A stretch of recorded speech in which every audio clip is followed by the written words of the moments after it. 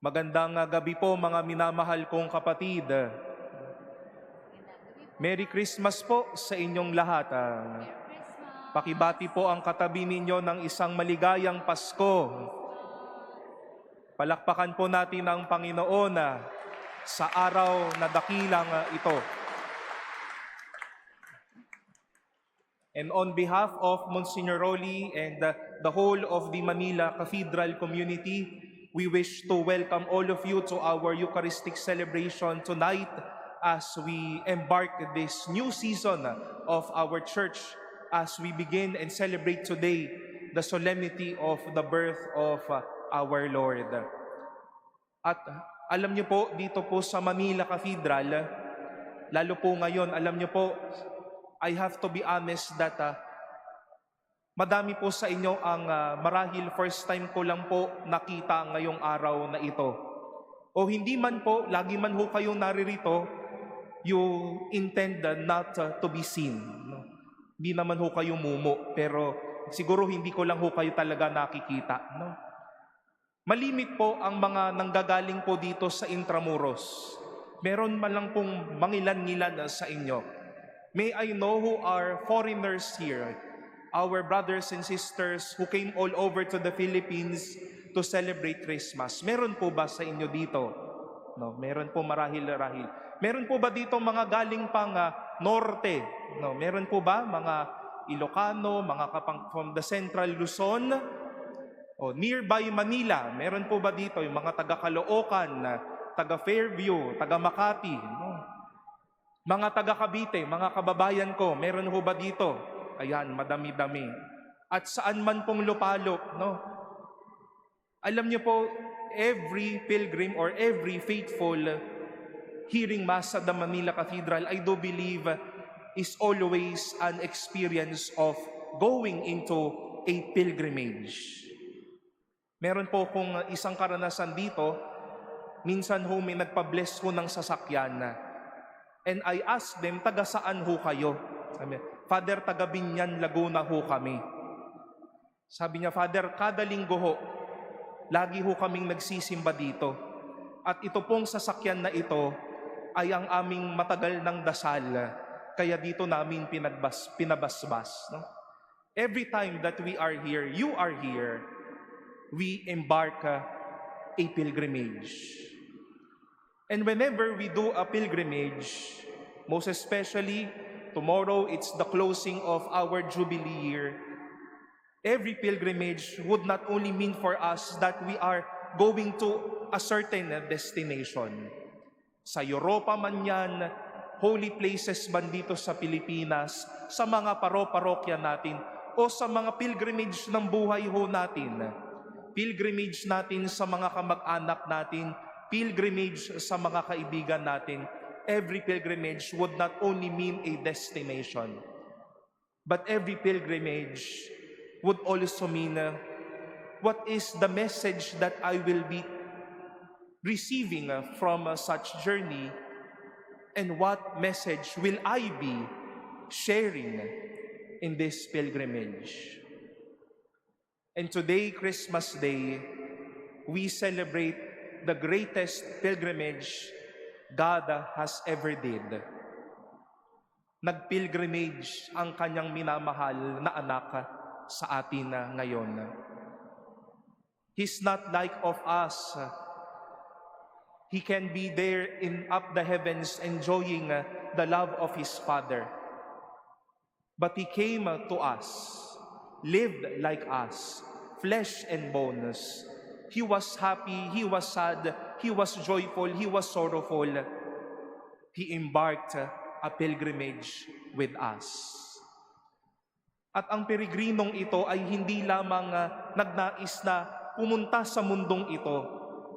Hindi lang niya ninais na ano kaya ang makukuha ko sa sangkatauhan na ito para sa akin. But He came as a pilgrim to share something that will always be good news. And today in our readings, we've heard how pilgrimage came as a resounding theme in our readings today. In our first reading from the book of the prophet Isaiah, Isaiah recounted how beautiful upon the mountains are the feet of him who brings glad tidings, announcing peace, bearing good news, and saying to Zion, your God is King. Hindi lang ang pupuntahan ang nais niya, pero siya ay pupunta doon. Siya ay isang peregrino para magsabing buhay ang Diyos. And in our second reading from the letter to the Hebrews, we've heard now how this pilgrim is not anymore an idea, not anymore a word, but now he spoke through a son. We will be hearing stories of Jesus preaching left and right, doing ministries left and right, doing everyday pilgrimage, not only to go to that place, but to remind people, I am here, I am Jesus, I am God's presence with you. And how beautiful in our gospel, St. John the Baptist came as a pilgrim, not only to point out a destination, but to share that the light is coming, that the Word is here among us, that now He lives among us. At hindi ba mga minamahal na kapatid, kapag kayo ay may pupuntahan, katulad ng mga taong ito, hindi lang kayo magpeperegrino dahil gusto ninyong makita ang mga lugar na iyon. Hindi lang kayo dadalaw sa mga tao ngayong Pasko, ngayong mga susunod na araw, para makipagkita sa mga minamahal natin sa buhay o sa mga taong matagal nating gustong makita. But at the heart of every pilgrim of hope is also a pilgrim of Christmas. Matatapos na po ang Jubilee year sa mga susunod na linggo. What now will be for us? And I do believe that that is the greatest challenge, that every one of us be pilgrims of Christmas. Bakit ho kayo narito ngayong gabing ito? Dahil madami po sa atin masayang nagpapasko, pero aminin ho natin madaming nagpapasko ngayong may sama ng loob. Madaming nagpapaskong may bigat sa kalooban at madaming nagpapaskong may lungkot. And maybe that person beside you, this encounter or pilgrimage here at the Manila Cathedral is a pilgrimage of Christmas. Reminding all of us that we are here for each other. Narito ang pamilya, narito ang mga nasa tabi ninyo ngayon, nagpapaalaalang isinilang si Jesus sa atin ngayon. Maybe a lot of us are celebrating Christmas with an incomplete family. Namatayan, may nagdesisyong mangibang bansa, mayroong humiwalay na dahil may pamilya na, at madami pong magtutungo sa inyo bilang isang peregrino ng Pasko para magsabing, narito ako para ikumpleto at maging masaya ang Pasko natin. That with the loss of someone, I am here to be a present to you.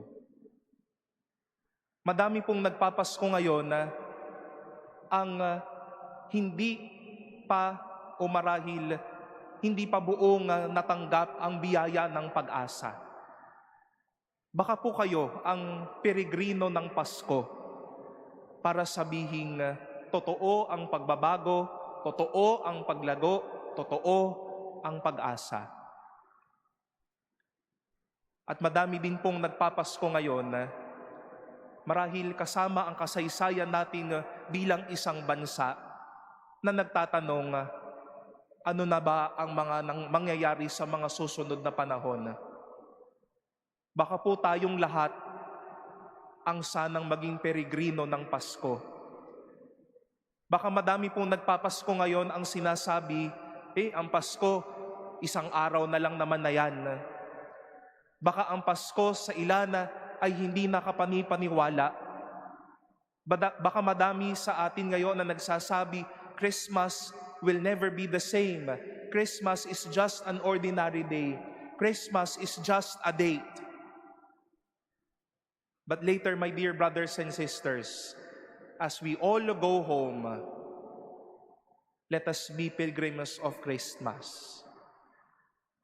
Kayo po, tayo, ang makapagsabi sa mga tao na may Pasko pa din, na dahil narito tayo, totoo si Jesus, na sa bawat mga taong haharapin natin sa mga araw na ito, hindi sakit ang ipapadala natin, hindi dagdag bigat ang ibibigay natin, hindi sama ng loob ang ibibigay natin, kundi ang mabuting balita na Pasko ngayon, na isinilang ang isang bata para sa atin, para paalalahanan tayo na may Diyos na kapiling natin.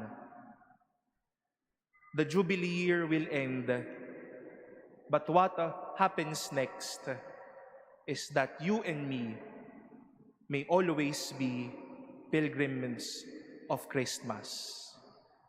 That every pilgrim of hope or every pilgrimage of hope may always be a pilgrimage of Christmas. Hindi lang po sana mga lugar ang naisin natin o mga tao ang naisin natin sa mga pupuntahan natin.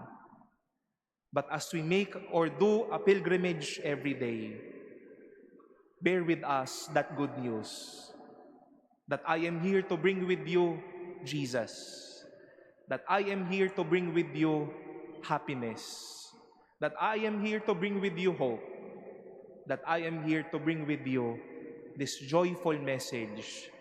Today is born a Savior, Christ the Lord.